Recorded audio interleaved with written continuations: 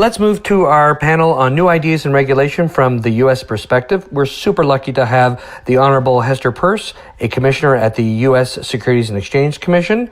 The panel will be moderated by Professor William Ull from California Western School of Law. Hester Peirce was appointed by President Donald J. Trump to the U.S. Securities and Exchange Commission and sworn in on January 11th, 2018. Prior to joining the SEC, Commissioner Peirce conducted research on the regulation of financial markets at the Mercatus Center at George Mason University. She was senior counsel on the U.S. Senate Banking, Housing and Urban Affairs Committee, where she advised Ranking Member Richard Shelby and other members of the Committee on Securities Issues.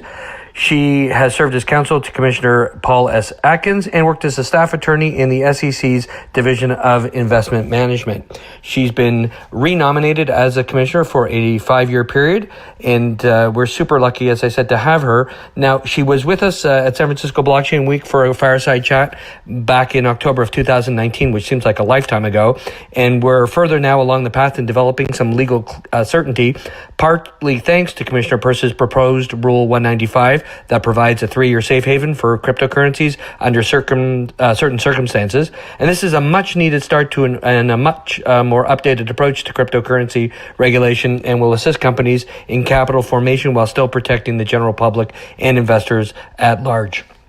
Some of the other issues that Commissioner Peirce and the SEC will be grappling with in the coming year include the adoption of the need to maintain real-time transparency to public markets and how to address the longstanding SEC blockade on Bitcoin exchange traded funds in a fast-changing world. She will also lead the charge, Commissioner Peirce will, in keeping regulatory and transaction costs for capital formation in the U.S. at or near minimum so as to maintain the U.S. competitive stance with other jurisdictions that are embracing cryptocurrencies. As we all know, Commissioner Peirce has been a long advocate for making sure that the U.S. is a country wherein formation of capital is paramount, as well as the protection of Main Street investors. Without further ado, we move to the fireside chat. Commissioner Peirce, on behalf of Unitize, we want to thank you for your taking the time to attend and provide your good presence in the Unitize program here this year. And I also want to, on behalf of Unitize, to congratulate you on your renomination as a member of the Commission, an outstanding accomplishment. Well, thank you so much for the chance to be here. It's a real honor to be here, and thank you for the congratulations. Of course, it's just the first step. The Senate has to consider my nomination, and so if it moves forward, I would be honored to serve another term. Marvelous. I should start by giving my disclaimer, which is that the views that I represent are my own views and not necessarily those of the Commission or my fellow commissioners. Indeed. One of the most interesting aspects of your career certainly is the interest that you have and your background in economics of essentially providing more ability for the markets to operate more effectively and maybe in some respects self-regulate to that extent. You have famously proposed a token safe harbor. I'm sure you've received enormous correspondence and feedback and comments from all corners of that particular issue, I'm sure. Would you care to give us some further thoughts on that? I have received a lot of feedback, and it's been really gratifying that people have taken it seriously and have gotten back to me. There's been good and there's been bad. Some people have worried that it would sort of spark another 2017 style ICO boom without substance, but with a lot of people just trying to get a lot of money and do whatever they want with that money. And I think other people have seen that, no, the goal of the proposal is actually to try to prevent that type of thing from happening and to encourage people who have legitimate projects to really raise their hands and say, we're trying to build a project. We want to make a bunch of disclosures about what we're trying to do. And we want to make sure that anyone who's buying the tokens knows exactly what they're getting into. They know who the development team is. They know what the plans are. They know how many tokens that are going to be out there.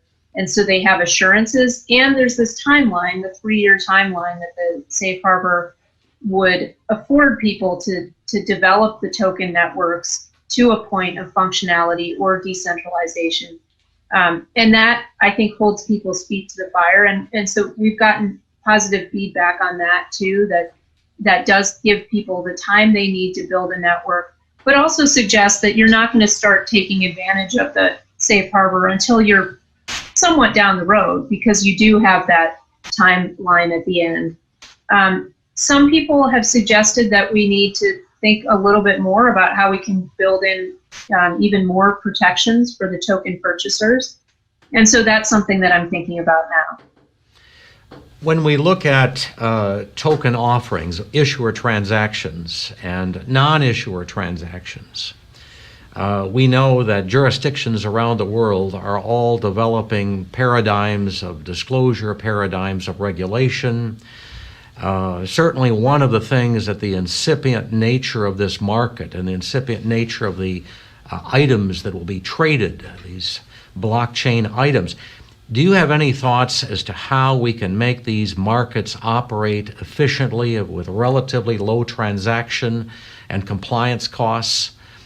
We all know that there'll be potentially, as we used to say, a race to the bottom, and we worry about that kind of thing.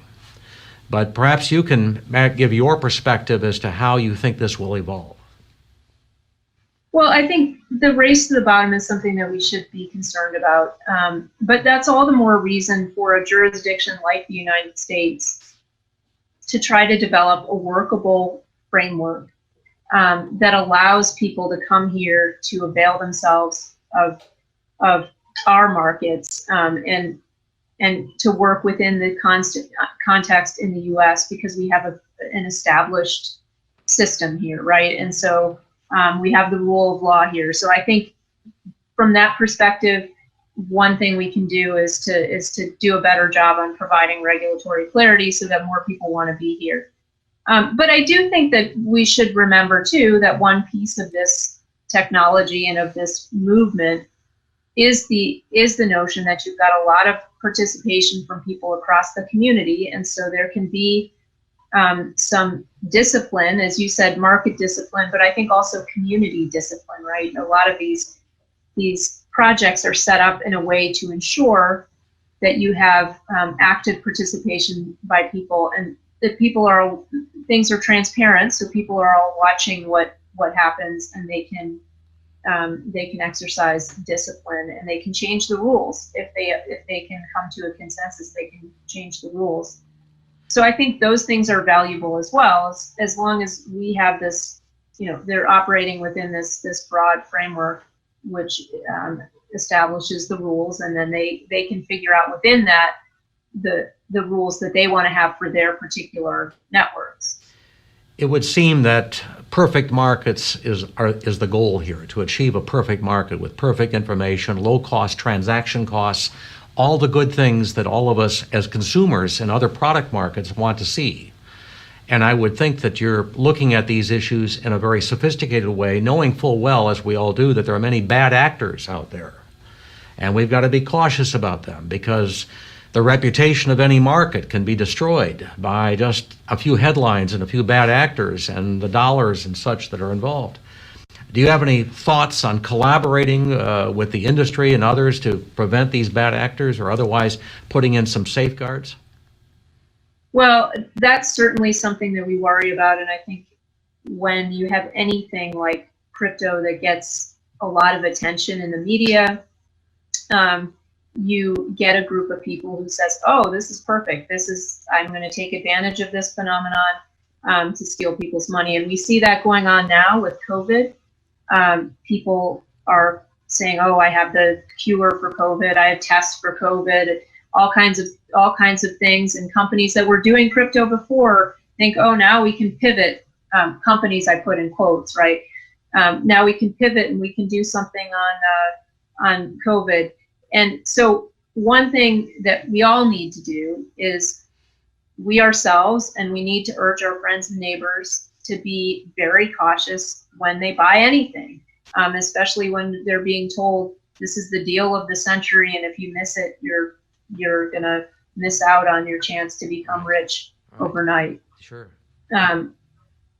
So I think that's one piece of it, but I do think another piece of it is we do bring enforcement actions, and we bring lots of enforcement actions against people for who engage in fraud, no matter what they call it, and that's important. But to your point, the community does have a role to play. The industry has a role to play. When you see bad actors, don't just wait for us to find them. Tell us about them. We have a tips, complaints, and referrals page on our website. And if people see things that don't look right, send us a tip, complaint, or referral. We call them TCRs. We have a process for going through all of those and trying to triage and figure out what we need to follow up on. So don't hide it from us, because I think, to your point, it works in all of our interests if the bad actors are singled out and dealt with, rather than, and otherwise it colors the whole industry. Well said, and I applaud your good efforts. I think these are the kind of things that are needed, especially in a nascent market where rules and norms have not yet been established, and obviously a foundation for that market is certainly something that's going to aid capital formation. It'll help smaller companies, smaller businesses, the entrepreneurs. All of these folks benefit, in addition to the big guys as well. Do you see any real innovations with regard to a self-regulatory organization and their role in these kind of matters? Well, we've definitely talked to a lot of people who are interested in developing some sort of self-regulatory organization. And so there are a number of efforts underway by people to sort of use self-regulation for different pieces of the industry. And I think that's a very healthy trend. I think a lot of people did see a lot of bad activity, and they said, all right, let's get together with other legitimate actors and let's set some ground rules for what you should look for, what's good, what are red flags, what's good activity, what's bad activity. And so I think we'll see what happens with those efforts, which ones sort of take off and which ones don't, but I think it is a really important and healthy thing. Now, as a securities regulator, we've had self-regulation a lot. There's been a lot of it in this space. Some of it ends up being kind of quasi-governmental regulation. And so I would urge people who really want a self-regulatory approach to not assume that if you set up a self-regulatory system, we as the government need to adopt your system. It's something that you can develop, that you can operate, and I think it's a stronger system if you don't then say to the government, okay, now you adopt whatever rules we set as your own rules. That's one model, and that has worked to some degree in the securities industry, but it may not be the model that you want to adopt. So I think you should think carefully about how you design your self-regulatory system. Certainly one of the more fascinating aspects of cryptocurrency, and certainly I think something that strikes to the heart of the Securities and Exchange Commission, is its role in capital formation. And all of us, I think, appreciate the great work that you have brought to the Commission, your perspective, your books. I can say that truly you have a perspective that is unique, I think, historically among commissioners of the SEC. You bring a very fresh and a very deep understanding of these issues that likely never before had been quite addressed with such depth. How do you see cryptocurrency providing a real benefit in capital formation to the U.S. economy? And that, I think, is to me, in my mind, is a central concern, because capital formation is truly the key to job creation, economic prosperity, all the good things. In fact, your colleague, former Commissioner Jackson, even mentioned that his parents had saved up for college. And because of the effectiveness of our capital markets, he was able to go to school. And I was touched by that statement he made. Perhaps, and I think both of us need to talk about this, but tell me more of your thoughts on this. Well, I mean, the way you laid it out is really important. That is why I wanted to come to the Commission, because I believe in the power of our capital markets to transform people's lives.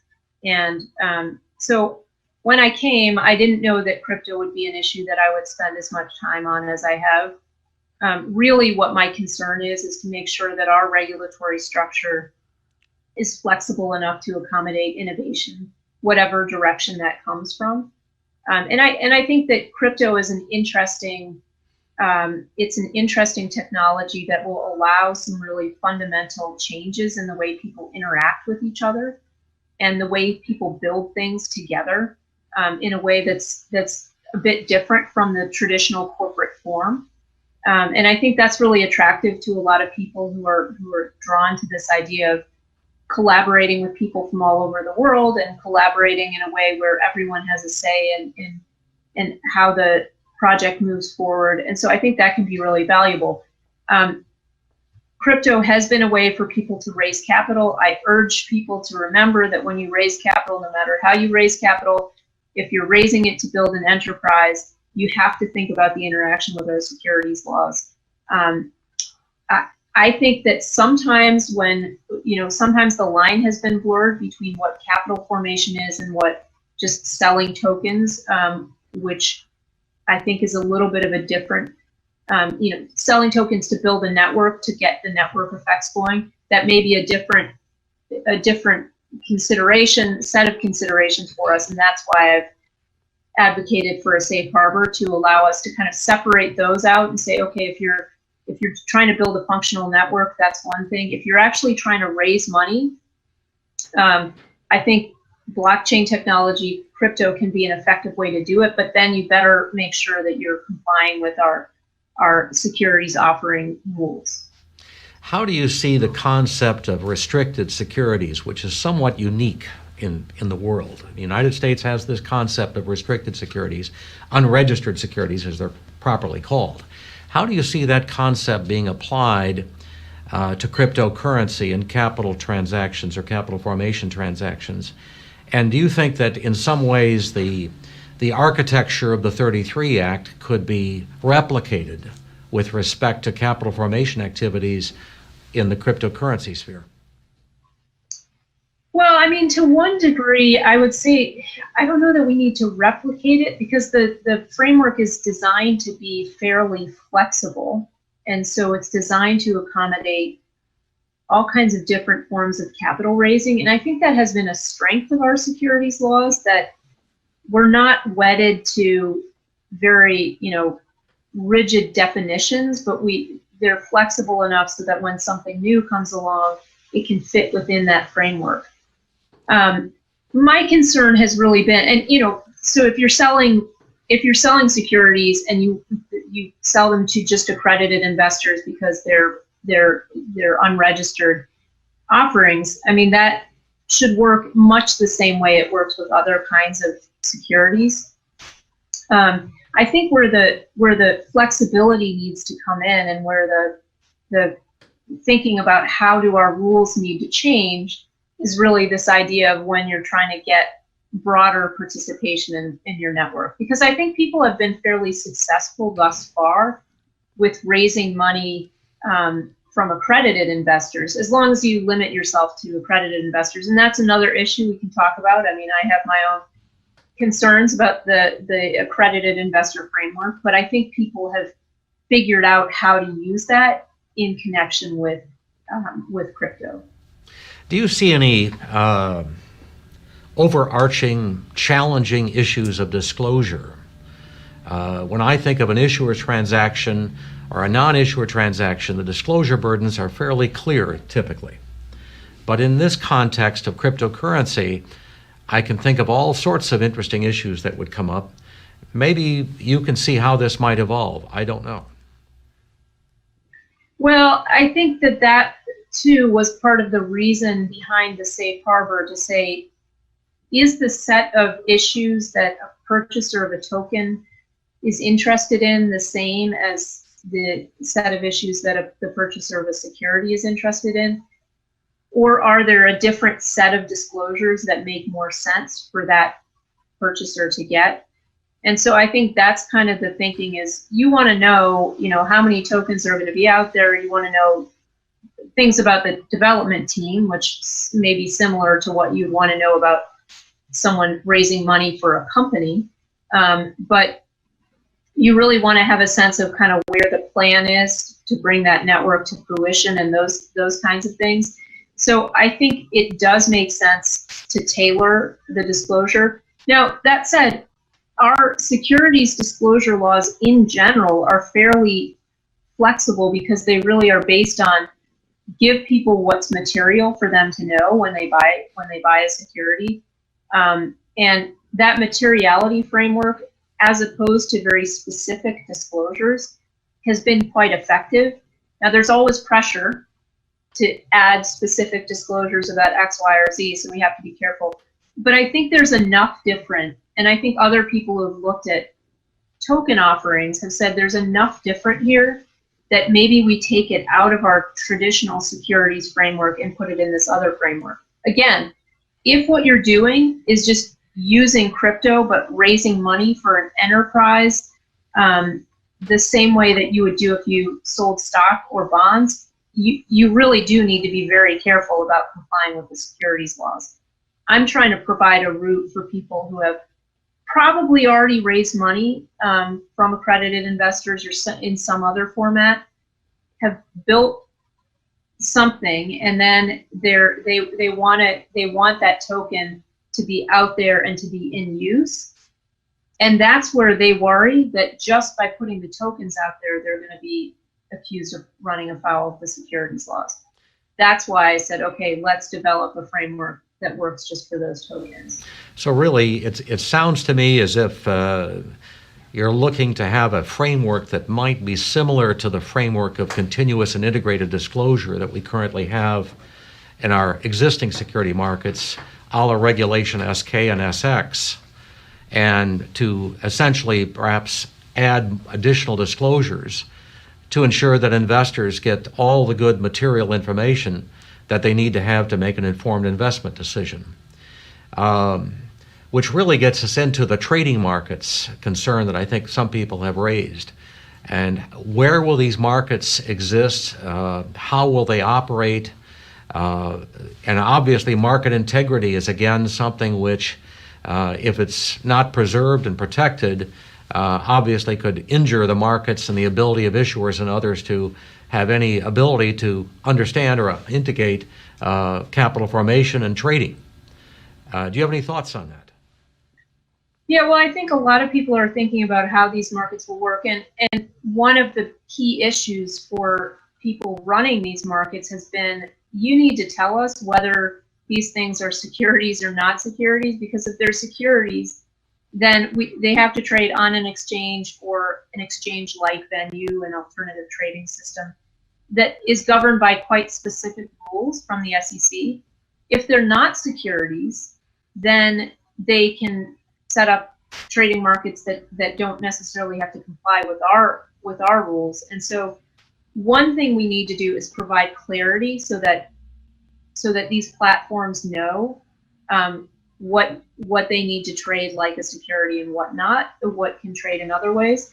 But I think one thing that has been fun for me in this space is that people who are coming to it fresh are designing trading platforms and thinking about things in a lot of the same ways that people who run traditional securities exchanges and alternative trading systems think about them. How do we have markets that have integrity, where people can trust that the pricing is working the way it should, and people aren't worried about being taken advantage of, having people front run them, those kinds of things. And so you're seeing people kind of rethink a lot of the basic issues underlying our securities markets and think about it through a fresh perspective. And of course, in this area, there's the further exciting possibility, but also one that poses some difficult legal questions of a fully decentralized trading platform. How would that work? And so those are challenges that I think young lawyers need to be thinking about, who understand the technology and thinking about how that would fit within our framework. But again, if you're trading securities, there's a whole host of rules that that your platform has to comply with. And so we're we're thinking about that, and I think it's incumbent upon us to provide as much clarity as we can. What do you foresee any specific technological attributes that need to be accomplished in order for these markets to operate effectively within the framework that you envision, and obviously consistent with our securities regulation otherwise? Well, I mean, I think one thing that we can look to is the technology poses challenges to us, but it also does pose new opportunities, because you can build things into smart contracts that you wouldn't be able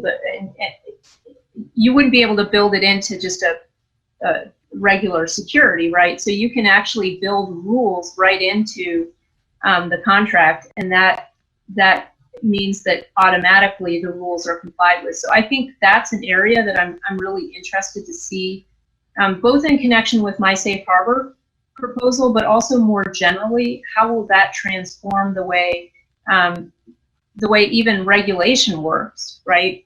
I think it raises real possibilities of making some regulatory compliance much easier. At the same time, there are a lot of other issues that we'll have to think about. We have to think about data privacy issues, those kinds of things. And so new technology enables us to do much more as regulators, but it also poses challenges for us as we think about how we can do that, but respecting people's need not to be watched all the time, for example. So it's poses many interesting challenges. Do you foresee any real difficulties in perhaps maybe changes in the extraterritorial application of U.S. securities laws, given the nature of the instruments that are being traded? I can foresee some serious challenges to define where the U.S. securities laws would apply and where they would not apply. There's a lot of good case law on point, but obviously this is a whole different ballgame with blockchain. Your thoughts? It's certainly a difficult area, and it's a difficult area even without blockchain. It's a difficult area with blockchain, where you've got, people are involved from all over the place. It's really hard to block out U.S. persons if you don't want them involved. So it certainly is challenging for us. And I think even apart from figuring out, okay, where jurisdictionally, where do we have the legal authority to go? So once you've established, we could actually go after that because there's enough of a connection to the U.S. Then I ask the question is this a good use of our resources? Because we have lots of things that we can do with our enforcement resources in particular. And I want to make sure that we're using those as wisely as possible. And so if we're dealing with a situation where it's a U.S. person who's gone, and a U.S. investor, for example, has gone and availed herself of markets outside of the United States, and then something goes wrong, my question I'm going to ask is was that person, when she was investing overseas, anticipating protection from under the U.S. securities laws? If not, then that may not be how we spend our enforcement resources. But again, it's very facts and circumstances. So one is understanding where the law lies, and then the second thing is understanding, is this a good use of our resources? It clearly is a scenario here, it would seem, where you and your groundbreaking efforts, your interest and very much professional devotion to economic principles and efficiencies and markets and capitalism is going to bring forward, I think, truly many great opportunities for innovation and probably leadership for the United States in this very vital area. As we close out today's discussion, what are your general thoughts as to what the next events and next issues that need to be examined may be? Well, I appreciate those kind words. From my perspective, what we really need to do is just remember that innovation typically comes from outside of the government sector. We need to set up a framework that allows people with great ideas to spend as much time as possible thinking about those great ideas and as little time as necessary thinking about regulatory structure. So that means that we as regulators need to have clear rules so that people know what they can do and what they can't do, and not have that they don't have to spend a lot of time worrying about that. Again, people need to comply with the rules, but we can help them by making the rules clearer. And then innovation, I'm confident, will bloom and will happen here in the U.S. As well as other places. I have to say, I congratulate you on having the foresight, the perspective, and the understanding of how markets operate.